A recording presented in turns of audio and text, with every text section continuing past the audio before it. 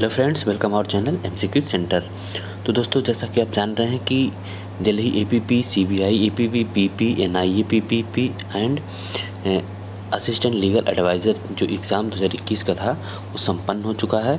तो दोस्तों, उम्मीद करते हैं कि ज़्यादातर सभी लोगों का पेपर अच्छा ही हुआ होगा, क्योंकि दोस्तों पेपर हिंदी मीडियम वालों को थोड़ी दिक्कत हुई होगी, क्योंकि पेपर इंग्लिश में ही आता है इसमें।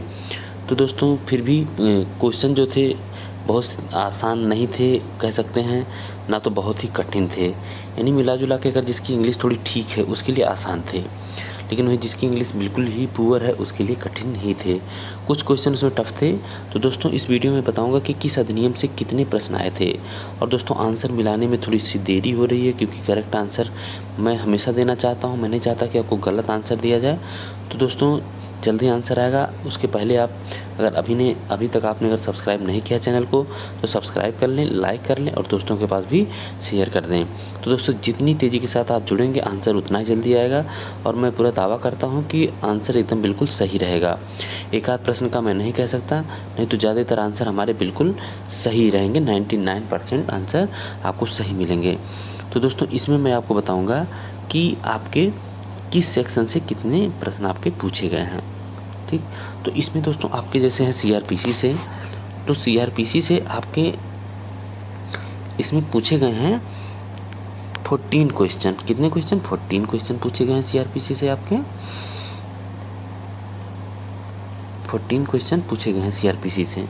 और दोस्तों, वहीं उसके बाद आप देखेंगे आईपीसी से, तो आईपीसी से आपके पूछे गए हैं, आईपीसी से आपके पूछे गए हैं 19 क्वेश्चन, यानी 19 प्रश्न आपके पूछे गए हैं। कितने प्रश्न पूछे गए हैं? 19 प्रश्न पूछे गए हैं। 19 प्रश्न आईपीसी से पूछे गए हैं। इससे पूछे गए हैं आपके सीआरपीसी से 14 क्वेश्चन। और आपका अगर इंडियन एविडेंस एक्ट से पूछा गया, आपका 16 क्वेश्चन पूछा गया है। इंडियन कॉन्स्टिट्यूशन से सबसे ज़्यादा प्रश्न रहे, 32 क्वेश्चन रहे। और आईटी एक्ट से आपके 8 प्रश्न रहे। आईटी एक्ट से 8 प्रश्न रहे। और वहीं आपका Delhi special police establishment act से आपके 5 क्वेश्चन रहे। सबसे कम क्वेश्चन इसी से रहे।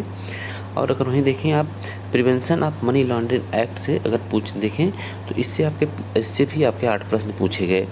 और आपका इससे आपका सीबीसी एक्ट से आपका पूछा गया।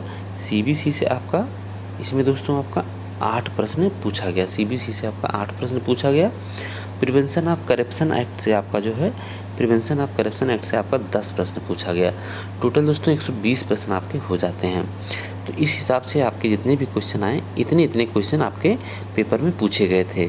सीआरपीसी से 14, आईपीसी से 19, इंडियन एविडेंस एक्ट से 16, इंडियन कॉन्स्टिट्यूशन 32, सबसे ज़्यादा प्रश्न इसी से पूछे गए। उसके बाद आईपीसी से पूछे गए, और उसके बाद आपका पूछा गया इंडियन एविडेंस एक्ट से, फिर सीआरपीसी से। उसके बाद आपका प्रिवेंशन ऑफ करप्शन एक्ट से पूछा गया, और इसका सीबीसी का और मनी लॉन्ड्रिंग एक्ट और आईटी एक्ट का तीनों का समान रहा 8 क्वेश्चन।